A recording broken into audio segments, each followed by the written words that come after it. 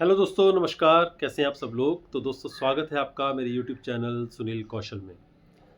दोस्तों, आज का जो टॉपिक है वो टीचर्स के लिए है, हाउ दे कैन ग्रो। और स्पेशली जो पहली बार अपना करियर स्टार्ट करने वाले हैं एजुकेशन लाइन में, स्कूल्स में, तो उनके लिए ये आज का वीडियो बहुत ही महत्वपूर्ण है। लेकिन जो काम कर रहे हैं उनके लिए भी। दोस्तों, सबसे पहला जो क्वेश्चन होता है हमारे माइंड में कि मुझे बड़े स्कूल में काम करना है, मुझे हायर सैलरी वाले स्कूल में काम करना है, या मुझे अब जॉब करनी है, मुझे जॉब जल्दी मिल जाए।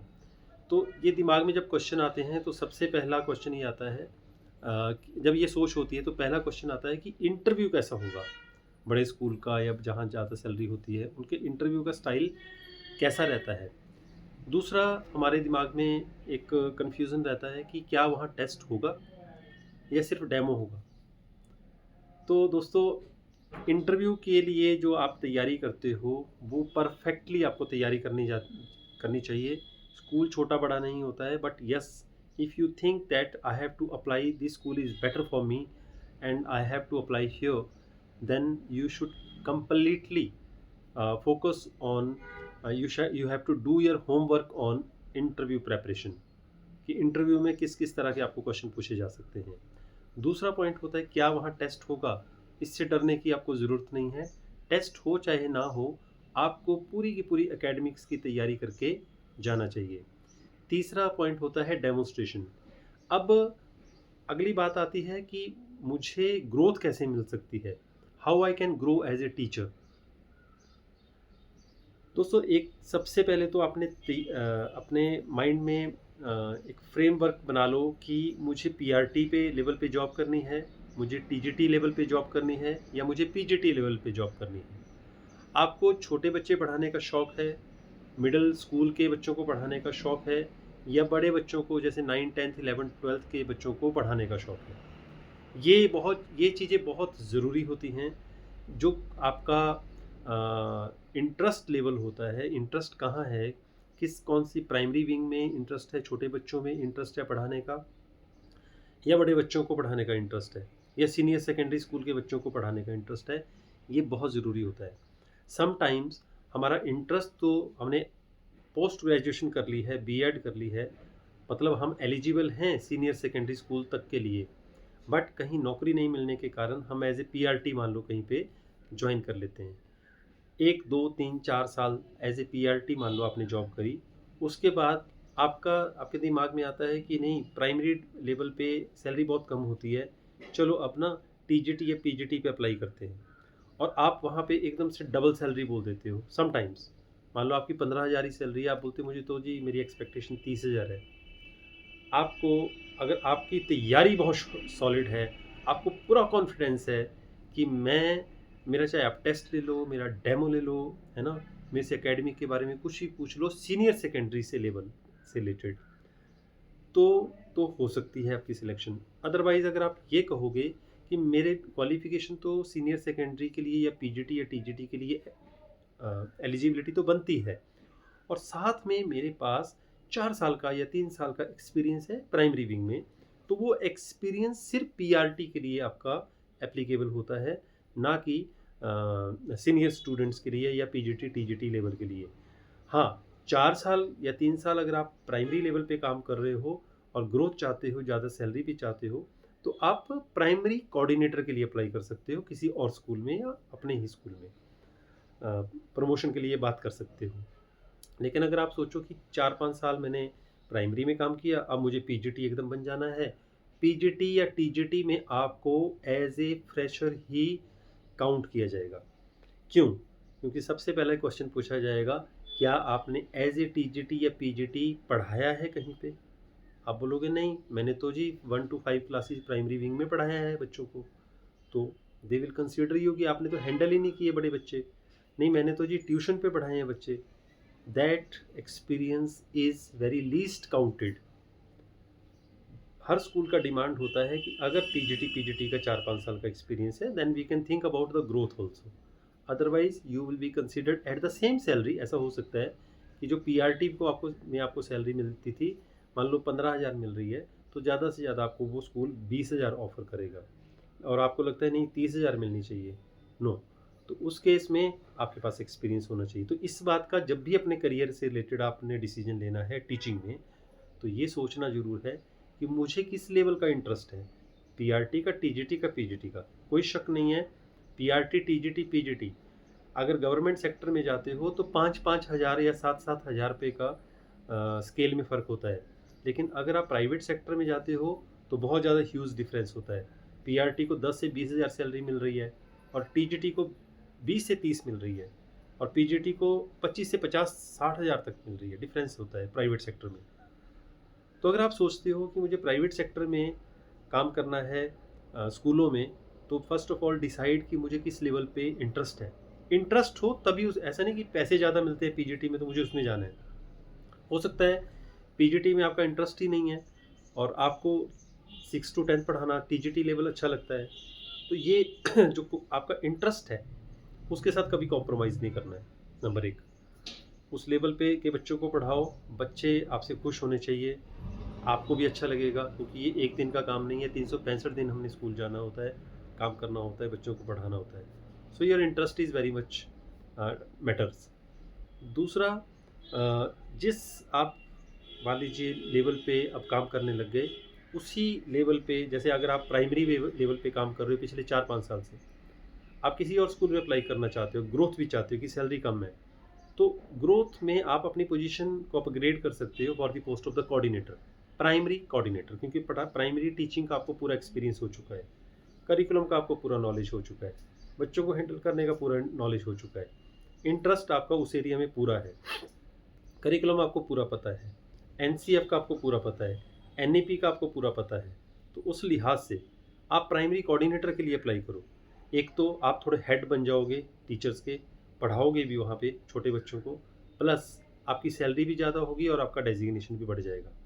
मान लो आपने 2-3 साल एज ए कोऑर्डिनेटर काम किया, उसके बाद आप किसी और स्कूल में भी अप्लाई कर सकते हो at the post of head mistress, head mistress for the primary wing. तो हो सकता है आपकी एज ए प्राइमरी टीचर शुरू में 10,000 सैलरी थी, 2 साल बाद आपने स्कूल चेंज कर दिया या उसी स्कूल में आपकी 15 हो गई, 2 साल और लगाए 20 हो गई। अब आपने सोचा भाई मुझे सैलरी थोड़ी ज़्यादा चाहिए और मेरा एक्सपीरियंस भी अच्छा हो गया, कोऑर्डिनेटर के लिए अप्लाई कर दो। हो सकता है कोई स्कूल आपको 25 या 30 हज़ार दे दे। तो एज ए कोऑर्डिनेटर 25-30 पे आप पहुंच गए, 2 साल वहाँ काम किया, आपने आपको पूरा तजुर्बा हो गया, आपने पूरी जी जान के साथ काम किया है, हर चीज़ को समझा है, उस विंग को, प्राइमरी विंग को हर बारीकियों से उसको समझा है। फिर आपको लगता है कि मैं एलिजिबल भी हूँ और मुझे पूरा तजुर्बा है, आप किसी स्कूल में हेड मिस्ट्रेस के लिए अप्लाई कर दो, आराम से आपको 40-50 हज़ार रुपये मिल जाएगा। तो ग्रोथ हो गई ना, कहाँ 10,000 था, कहाँ 50,000, मतलब लगभग आने वाले 8 सालों के अंदर अंदर आप उस पोस्ट पे, या 10 सालों के अंदर अंदर आप मान लो 10 साल एज ए प्राइमरी टीचर ही काम कर रहे हो, तो धीरे धीरे धीरे धीरे ज़्यादा से ज़्यादा आप 25,000 तक पहुँचोगे, 30 तक पहुँचोगे। कोई पोस्ट भी नहीं है आपकी, सिर्फ टीचर ही हो।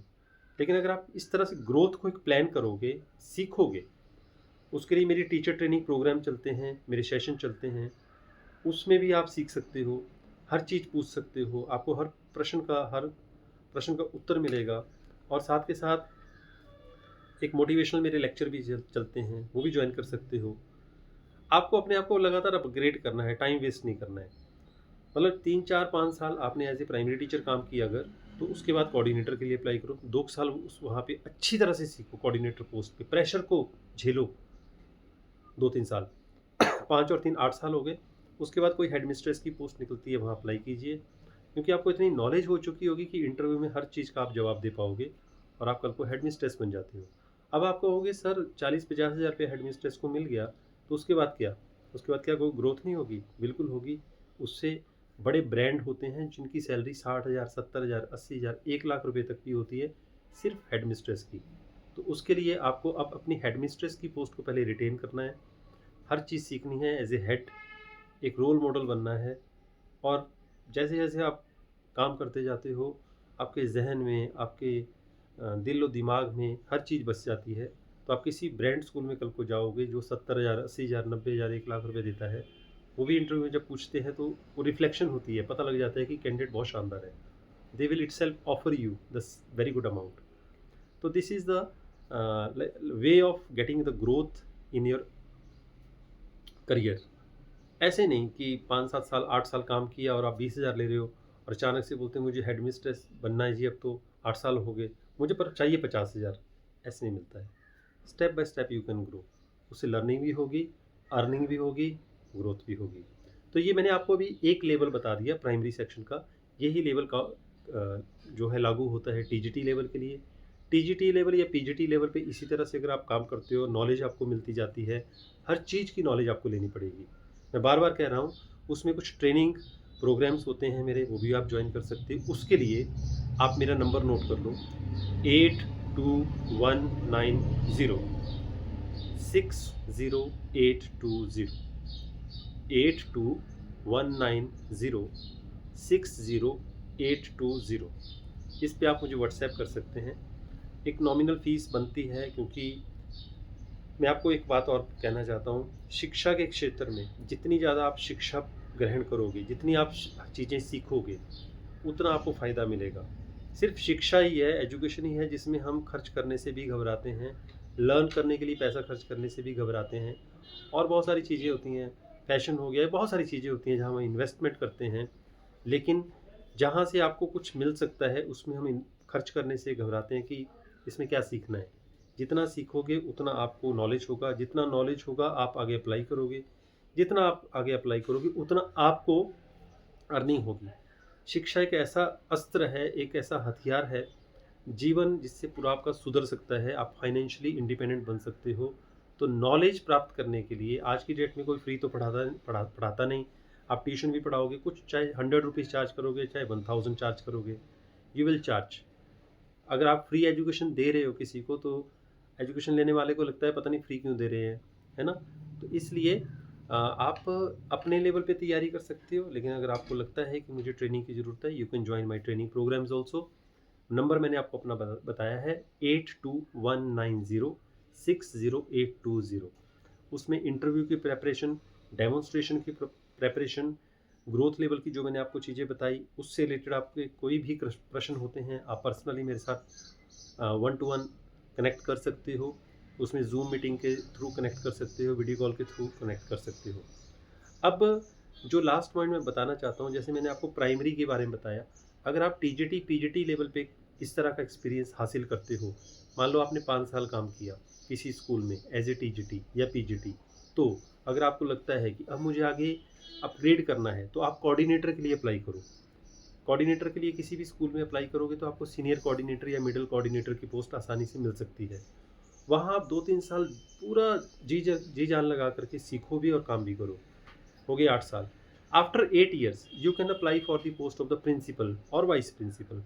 मान लो आपके हाथ वाइस प्रिंसिपल की पोस्ट आ जाती है, ठीक है? मान लीजिए एज ए टीजीटी या पीजीटी आपकी सैलरी 20 से 25 हज़ार है। जैसे ही आप किसी स्कूल में एज ए कोऑर्डिनेटर ज्वाइन करोगे, आपको आराम से 40,000 रुपये मिल जाएगा, 35-40 हज़ार रुपये आराम से मिल जाएगा। फिर मान लो उसके बाद आपको लगता है कि मुझे वाइस प्रिंसिपल के लिए अप्लाई करना है और कहीं हो भी जाता है 2-3 साल काम करने के बाद, तो आपको 50,000 रुपया एज ए वीपी आराम से मिल जाएगा। और बीपी के बाद आप you are the right hand of principal, तो you will learn everything from the principal.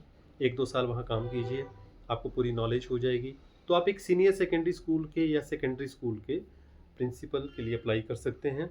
और प्रिंसिपल की सैलरी शुरू में हो सकता है आपकी 50 ही रहे, 60 रहे, क्योंकि आपको मौका दिया जा रहा है किसी नए स्कूल में नए कैंडिडेट के रूप में, तो आपको एक पोस्ट मिल जाएगी। तो वहाँ से पहले 1-2 साल काम करो, फिर आप बड़े बड़े स्कूलों में अप्लाई करो, तो 1 लाख से लेकर के 2 लाख तक की सैलरी भी आप कमा सकते हो। तो ये वीडियो आप लोगों के लिए इसलिए मैंने बनाया ताकि आपको सिस्टमेटिकली पता लगे। और एक लास्ट में और बात बोलूँगा, अब मान लो आप पीजीटी काम कर रहे हो, कल को आप पीआरटी के लिए अप्लाई मत कर दिया करो, उससे सारा का सारा आपका सीवी भी चौपट हो जाता है, करियर भी ख़राब होता है। अगर आप पीआरटी हो, आप बड़ी पोस्ट के लिए जा सकते हो, लेकिन अगर आप या बड़ी क्लासेस के लिए जा सकते हो, ठीक है? लेकिन अगर आप मान लो 8, 9, 10th को पढ़ा रहे हो और मान लो वहाँ पे सैलरी आपकी 20,000 है, किसी ने बोला पीआरटी के लिए हम 25,000 दे देंगे, और आप बोलते हैं मैं पीआरटी कर लेता हूँ, चलो कोई बात नहीं, उससे बच्चों से भी इनजस्टिस कर रहे हो और आपका करियर भी ख़राब होता है। जहाँ फोकस किया है उसी से आगे स्टेप बाय स्टेप आगे बढ़ो। अगर पीआरटी हो तो पीआरटी प्राइमरी विंग को ही पर ही फोकस करो पूरी तरह से। टीजीटी हो तो आप coordinatorship, middle wing, vice principal, principal के लिए सोचो। पीजीटी हो तो +1 +2 को पढ़ा ही रहे हो, 11th 12th को, 9th 10th 11th 12th को पढ़ा ही रहे हो। उसके बाद सीनियर कोऑर्डिनेटर के रूप में अप्लाई करो, वाइस प्रिंसिपल, प्रिंसिपल के लिए अप्लाई कर दो। तो इस तरह से स्टेप बाय स्टेप अपने आप को आप ग्रो कर सकते हो। उस अपने जो टीचिंग की क्लासेस हैं उसको मिक्सअप कभी ना करें। इससे बच्चों का नुकसान, आपका नुकसान दोनों का है, स्कूल का भी नुकसान होता है। आई होप आज का वीडियो आप लोगों को अच्छा लगा होगा। अगर अच्छा लगा तो कमेंट बॉक्स में ज़रूर लिखें, और आप क्या क्या सीखना चाहते हो, किस किस पर वीडियो मतलब मैं बनाऊँ, वो भी आप लिख सकते हो। और ज़्यादा से ज़्यादा टीचर तक शेयर ज़रूर करें। इससे मोटिवेशन मिलेगी बाकी टीचर्स को भी जो इस फील्ड में आना चाहते हैं या आ चुके हैं। बहुत बहुत शुक्रिया सुनने के लिए, बहुत बहुत धन्यवाद। Thank you.